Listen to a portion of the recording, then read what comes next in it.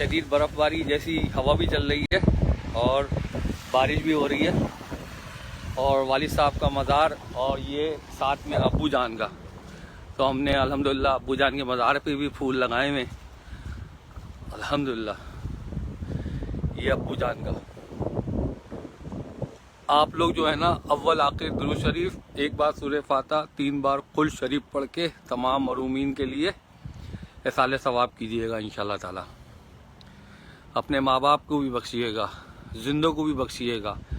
और ये अब्बू जान रहमतुल्लाह अलैह हैं, बड़ी भाभी के अब्बू, और वो